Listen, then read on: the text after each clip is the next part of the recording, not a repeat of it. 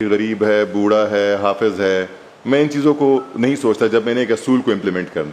जो लफ्ज़ गरीब गरीब के नाम पे हम कहते हैं, बेसिकली अगर इस गरीब से हमें हमदर्दी है जो कि रेडी लगा रहा है और एक ऐसी जगह पे लगा रहा है जहाँ पे वो बिजनेस नहीं कर सकता, वो रोड है, फुटपाथ है, ग्रीन बेल्ट है, समथिंग, तो हम बेसिकली उसको एक्सप्लॉइट कर रहे हैं अगर हम उसे कारोबार करने दे रहे हैं, क्योंकि वो डेफिनेटली किसी को भत्ता भी देता है वहाँ पे बैठने का, चाहे वो म्यूनसिपलिटी का बंदा हो या उसका फ्रंट मैन हो या कोई दुकानदार जिसके आगे उसने दुकान लगाई हो।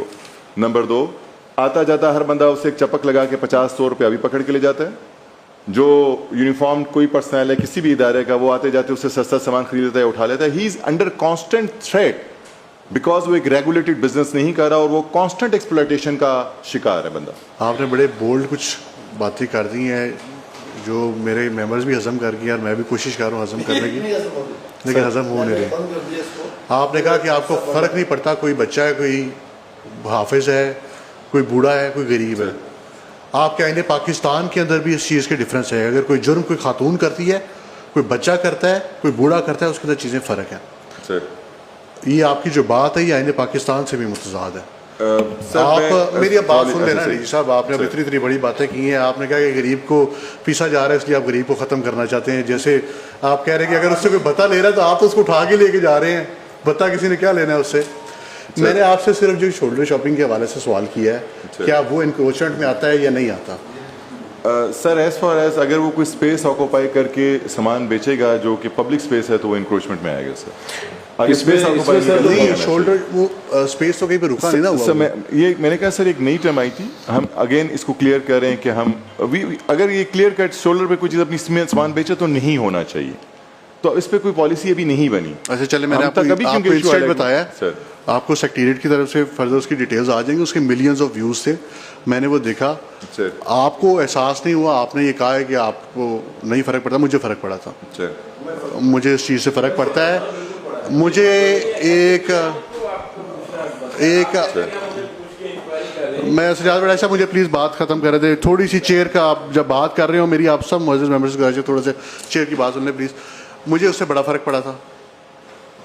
उस गरीब शख्स की माँ बीमार है, मुझे उसकी इस बात से भी फ़र्क पड़ा है कि उसकी वालदा बीमार है, उसका इलाज हो रहा है या नहीं हो रहा। अगर मैं उसको ट्रेस कर सकता तो मैं आपको हल्फन बात कह रहा हूँ कि मैं उसके घर जाके उसकी माँ का भी पता लेके आता। मुझे इस चीज़ से फ़र्क पड़ता है।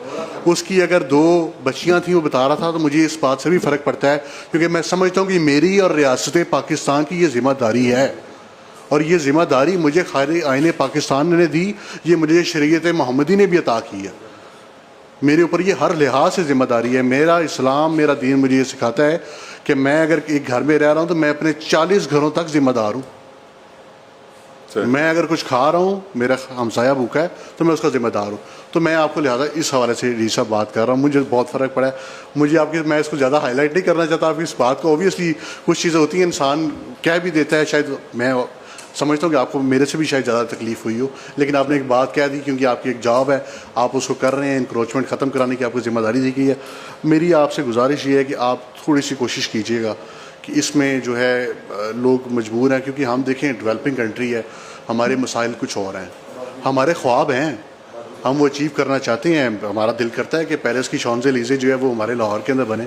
ऑब्वियसली हमारा भी दिल करता है कि हमारा मुल्क जो है बेहतरीन हो, खूबसूरती के लिहाज से भी, हर लिहाज से इंक्रोचमेंट फ्री भी हो। लेकिन कुछ मसाइल हैं, जैसे मैंने आपको बताया, मैंने आपको किसी की भी, आप बड़े बड़े माफियाज बैठे हुए हैं, आपके इदारे को बनाने का जो मकसद है, आप उनको आप पकड़ें, उनसे इंक्रोचमेंट फ्री करवाएं, जो ज़मीनों पे सरकारी ज़मीनें वागज़ार करवाएं।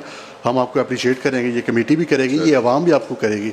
लेकिन मैं ज़ाती तौर पे और इस कमेटी के अरकान की तरफ से आपको थोड़ा सा ये कहना चाहता हूँ कि कुछ चीज़ें नई होती हैं, उनको सिखाने में भी टाइम लगता है। जैसे अभी गवर्नमेंट के आपने बताया कि पॉलिसी बनाना चाह रही है। मेरी उस दिन समीउल्लाह खान साहब हमारे चेयरपर्सन हैं प्रिविलेज कमेटी के, उनसे भी इस बारे में डिस्कशन हो रही थी, तो वो भी बता रहे थे कुछ प्लान अपने इलाके के हवाले से वो दे रहे हैं। कुछ जगह जो हैं वो मुख्तस की जाएंगी जहाँ पे लोग अपना कारोबार कर सकें। तो अगर उनको थोड़ा सा टाइम भी दिया जाए, कोई गरीब आदमी अगर वो रात को भूखा सो गया तो ये पूरी रियासत पे इसका बोझ है, मेरे पे भी है और आप पे भी बोझ है। तो थोड़ी सी आपसे मैं ये उम्मीद रखता हूँ। दूसरा, एक वेपन के लिहाज से आप देखिएगा, क्योंकि वेपन जो है, क्योंकि उन्होंने इन्हीं लोगों से डील करना है। जब आप डी साहब देखेंगे ना, कोई भूखा इंसान है, आप उसे रोटी छीनेंगे, ऑब्वियसली मैं आपको उससे एक हद तक आपको कह रहा हूँ कि आप एहसास कीजिएगा, लेकिन मुझे पता है उससे ज़्यादा आप खुद भी नहीं कर सकते। जब आप उससे छीनेंगे तो वो रिएक्ट भी करेगा।